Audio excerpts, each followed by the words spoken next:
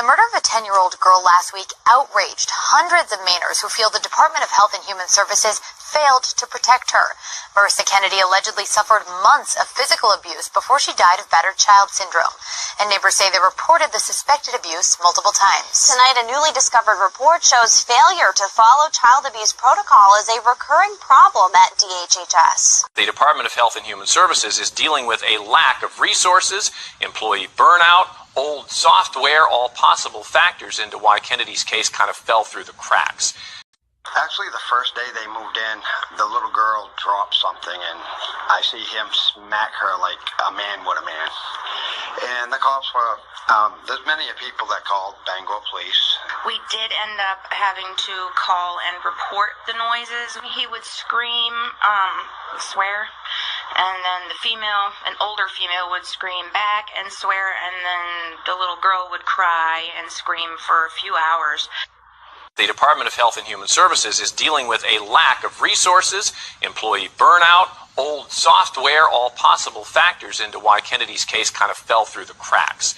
The 2017 report shows that DHHS failed to follow policy for multiple child abuse cases. Reports from past years show that this failure to follow protocol is an ongoing issue.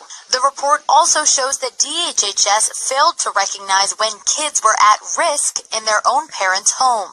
In Marissa Kennedy's case, court documents show her parents confessed they beat her for months. Bangor police were called to her parents' house at least 6 times. Her former school in Bangor reported the suspected abuse to DHHS more than once. She stopped showing up to her new school in Searsport in November. The Department of Health and Human Services is dealing with a lack of resources, employee burnout, old software, all possible factors into why Kennedy's case kind of fell through the cracks. Alora Jellerson loves her 3-month-old son. He's a really good baby. He's always happy. He likes to eat. But what baby Carson eats has caused a lot of trouble for the 17-year-old mother from Brooklyn. When the baby didn't take to breastfeeding, Jellerson started feeding him homemade goat milk formula. Oh, he loved it. We put celery juice in it, and he just loves that. And it worked really well with his body, and he grew like a weed. But when her doctor reported this to the Department of Health and Human Services, things got messy. She came in and threatened to take him away and put him in foster care. I am aware that there is some pushback from a lot of community organizations toward parents who take that approach.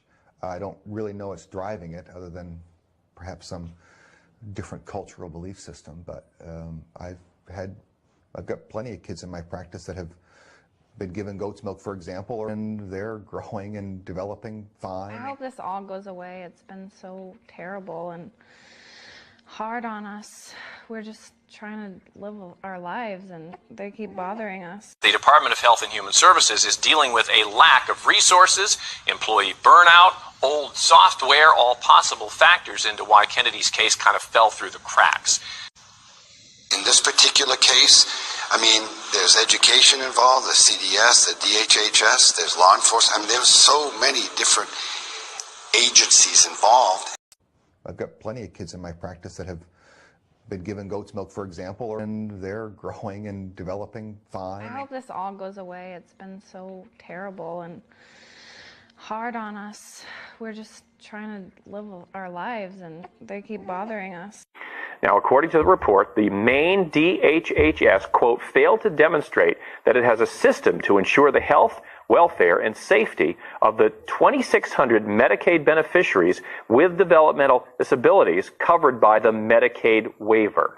This audit found that Maine providers reported only 66% of the nearly 2,300 critical incidents that happened, and then DHHS didn't investigate any of the beneficiary deaths during the period, and only 5% of the incidents involving potential abuse or neglect that were reported. According to the report, the state failed to investigate 133 deaths and report hundreds of critical incidents. Those I spoke with knew as soon as the audit began that the results would not be good. They claim they've expressed concerns to DHHS in the past about how deaths and critical incidents involving these patients should be reported and monitored, but they've fallen on deaf ears. The whole system is flawed. We talk a good game, Don, but we don't take action.